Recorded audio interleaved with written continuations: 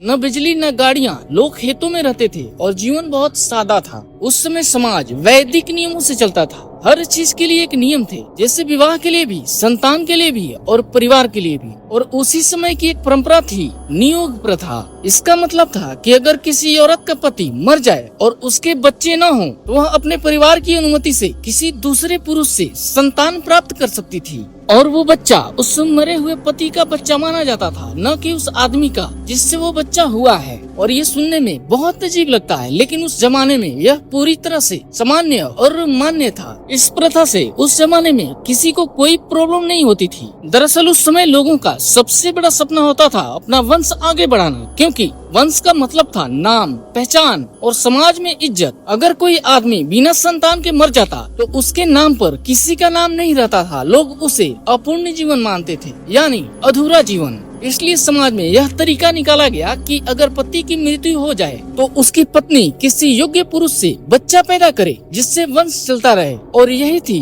नियोग प्रथा। तो फ्रेंड्स, स्वागत है आपका हैरत फैक्ट चैनल पर, जहां हम आपको बताते हैं ऐसे हैरान कर देने वाले फैक्ट जो आपके दिमाग को हिला देंगे।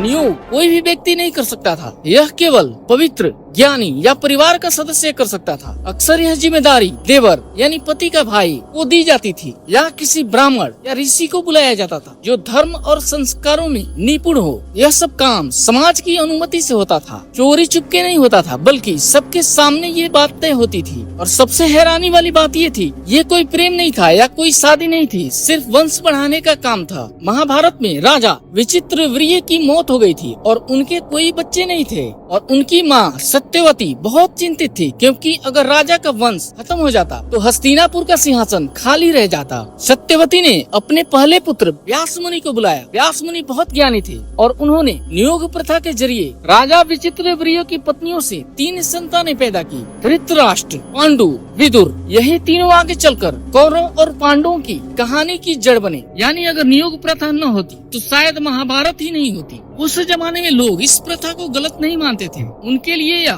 धार्मिक और सामाजिक जिम्मेदारी थी। महिलाओं को भी समाज के नियमों का पालन करना पड़ता था। उनके अपने विचार ज्यादातर दबे रहते थे, क्योंकि उस समय पुरुष प्रधान समाज था। कई बार महिलाएं मजबूरी में नियोग करती थी, क्योंकि अगर वो इनकार करती तो समाज उन्हें तिरस्कृत कर देता। जैसे जैसे समय बदला, लोगों ने महसूस किया कि यह प्रथा महिलाओं की इच्छा और सम्मान के खिलाफ थी। कई बार इसे जबरदस्ती किया जाता था। नियोग प्रथा महाभारत के बाद के युगों में धीरे धीरे खत्म होती चली गई। बौद्ध और जैन धर्म में आने के बाद लोगों की सोच बदली। कर्म, आत्मा और समानता पर जोर दिया जाने लगा। समय के साथ यह परंपरा कानूनन गलत मानी गई। आज के दौर में ऐसी कोई प्रथा नहीं है। अगर आज कोई ऐसी बात करे तो लोग हैरान रह जाएंगे, क्योंकि आज के समाज में हर व्यक्ति को अपनी इच्छा और सम्मान से जीवन जीने का अधिकार है। लेकिन सोचिए, उस समय लोग कितनी अलग सोच रखते थे। उनके लिए वंश का नाम एक तरह से अमरता का प्रतीक था। नियोग प्रथा सुनने में अजीब लग सकता है, पर इसके पीछे समाज की जरूरत और धर्म की सोच छिपी थी। वक्त बदला, सोच बदली और समाज भी आगे बढ़ गया। लेकिन हर परंपरा के पीछे एक कारण होता है और हर बदलाव के पीछे एक सबक होता है। बहुत सारे लोग नियोग प्रथा पे कंट्रोवर्सी करते रहते हैं, लेकिन ये बात आजकल के जमाने में बिल्कुल गलत है और वो प्रथा